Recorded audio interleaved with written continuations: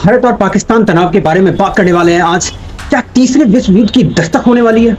भारत और पाकिस्तान के बीच तनाव कुछ इस नाजुक मोड़ पर पहुंच चुका है जहां एक गलती इतिहास बदल सकती है। अगर बात करें मिसफायर, साइबर हमला और आतंकी साजिश या फिर खुफिया चूक, कोई भी एक घटना सीमित संघर्ष को फुल फ्लैश युद्ध या वैश्विक संकट में बदल सकती है। दुनिया इतिहास में देख चुकी है कि कई युद्ध मामूली घटनाओं से ही भड़के हैं। अगर बात करें वियतनाम युद्ध की तो एक गोलीबारी से शुरू हुआ था। क्यूबा मिसाइल संकट की बात करें तो अविश्वास से शुरू हुआ था। और अगर कोसोवो नरसंहार की बात करें तो असंवेदनशील रियासत का परिणाम देखने को मिलता है। अगर आज बात करें तो भारत और पाकिस्तान परमाणु ताकतों के साथ आमने सामने खड़ा हुआ है और हाल ही की घटनाओं में जैसे पहलगांव हमला, ऑपरेशन सिंदूर, ड्रोन और मिसाइली हमले ये तनाव की आग में घी डालने का काम कर रही है। सवाल उठता है तो क्या यह तीसरे विश्व युद्ध की आहट हो सकता है? परमाणु युद्ध के डरावने गणित के बारे में बात करें तो भारत और पाकिस्तान दोनों के पास लगभग 170 से 180 परमाणु हथियार हैं। उनके पास ऐसे हथियार हैं जिनकी ताकत 15 किलो टन हिरोशिमा जैसे से लेकर के 300 किलो टन तक है। सोचिए, हिरोशिमा में 15 किलो टन का इस्तेमाल किया गया था और आज के जो परमाणु हथियार है वो 300 किलो टन के हैं। मतलब आप सोच सकते हैं 20 गुना से भी ज्यादा स्ट्रॉन्ग। तो हिरोशिमा में 70,000 लोग एक सेकंड में मारे गए थे। अगर आज बात करें तो आज अगर दिल्ली या कराची पर 100 किलो टन का हथियार गिरता है तो 5 से 10 किलोमीटर का दायरा एकदम मलबा हो जाएगा। 20 किलोमीटर तक लोग जल करके राख हो जाएंगे और 30 किलोमीटर तक इमारतें एकदम ढह जाएगी। अगर बात करें पहले घंटे में तो 10 से 20 करोड़ लोगों की मौत की आशंका बहुत मामूली है। उसके बाद रेडिएशन, कैंसर, अपंगता और पीढ़ियों तक चलने वाली बीमारियां मानवता को शर्मसार और बर्बाद कर देने के लिए काफी है। अगर एक गलती भी हो गई, एक मिसफायर भी हो गया तो पूरी तबाही का संकेत होगा। आज अगर दोनों देशों की बात करें, भारत और पाकिस्तान दोनों के पास अग्नि 5 और शाहीन 3 जैसी मिसाइलें हैं। आप जानते हैं कि LOC पर एक गलती, मिसाइल का गलत निशाना या साइबर हमला युद्ध को परमाणु संघर्ष में पूरी तरह बदल सकता है। 2019 में बालाकोट हमले के बाद संवाद लगभग टूट चुका है भारत और पाकिस्तान के बीच। अगर पुलवामा हमले की बात करें तो पुलवामा हमले ने आक्रोश को चरम सीमा तक पहुंचा दिया।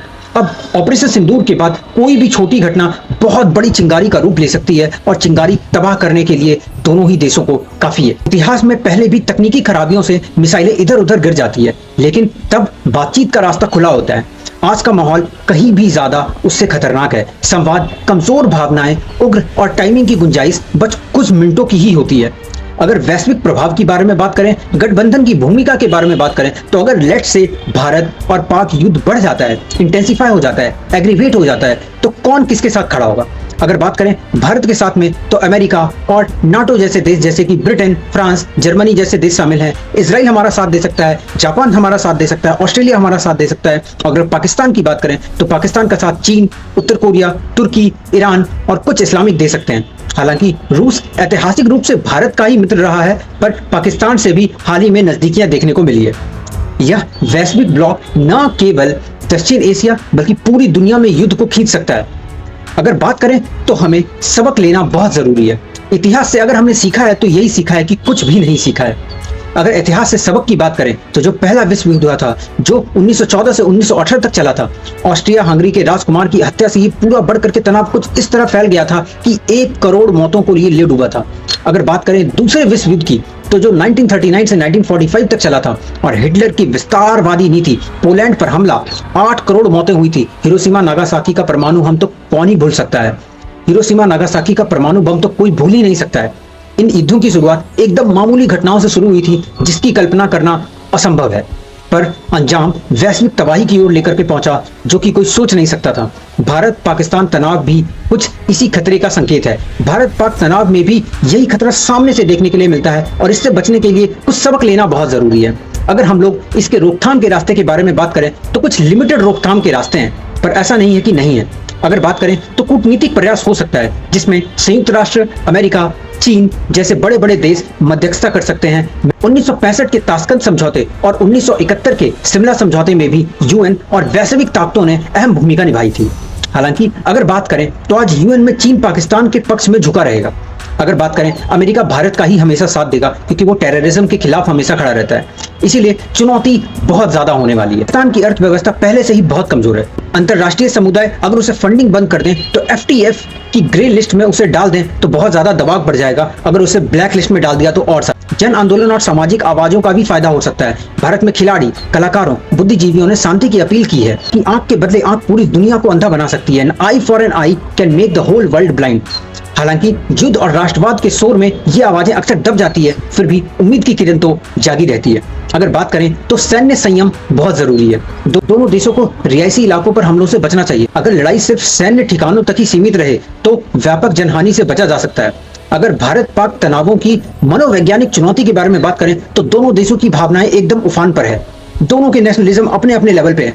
संवाद के रास्ते बहुत ही कमजोर हो चुके हैं और सोशल मीडिया में एकदम गंभीर स्थिति फैली हुई है। अगर युद्ध में सैनिक ही नहीं, उसकी माँ, बहन, परिवार एकदम सब हार जाते हैं। अकेला सिर्फ सैनिक नहीं हारता। परमाणु युद्ध में कोई भी विजेता नहीं होता है, बस राख ही बचती है। अगर युद्ध शुरू होता है भारत और पाकिस्तान के बीच में तो हमें क्या देखने को मिल सकता है? मैं आपको बता दूं कि 10 से 15 मिनट की प्रक्रिया में भारत और पाकिस्तान के प्रमुख शहर एकदम खाक हो सकते हैं।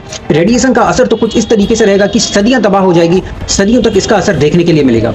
वैश्विक अर्थव्यवस्था चरमरा जाएगी और करोड़ों लोग पलायन करेंगे और शरणार्थी संकट पैदा हो जाएगी। अगर समाधान की बात करें तो संवाद और संयम दोनों इस चीज का समाधान है। आतंकवाद पर कड़ा रुख इसके लिए लिया जा सकता है। पाकिस्तान अगर आतंकवाद खत्म करे तो भारत के साथ शांति समझौतों की राह एकदम पूरी तरह खुली रहेगी, क्योंकि इंडिया हमेशा बिग ब्रदर का रोल निभाता आया है और एकदम ओपन आर्म से वेलकम करता है। इंडिया की नो फर्स्ट यूज पॉलिसी हमेशा इस चीज का साथ देती है। जनता की अगर भूमिका की बात करें तो जनता अगर युद्ध के खिलाफ आवाज उठाती है तो सरकारों पर दबाव पड़ेगा और इसके कारण उन्हें युद्ध को रोकने की कोशिश करनी पड़ेगी। कूटनीतिक हथियार की बात करें तो संयुक्त राष्ट्र, अमेरिका, रूस, चीन को सक्रिय मध्यस्थ बनना ही पड़ेगा। अगर आखिरी सवाल की बात करें तो राख या शांति होने वाली है। इतिहास हमें यही सिखाता है कि युद्ध की शुरुआत आसान होती है बट असंभव होता है तो इसका अंत। जैसा कि हम देख सकते हैं रशिया यूक्रेन के वॉर में भी कब स्टार्ट हुआ था और आज की डेट में 1500 डेज से भी ज्यादा हो गया है पर अभी तक खत्म नहीं हुआ है। वर्ल्ड वॉर 1 की शुरुआत एक सिर्फ हत्या से हुई थी, एक मामूली चीज से। वर्ल्ड वॉर 2 की शुरुआत एक तानाशाह की महत्वाकांक्षा से हुई थी, हिटलर की।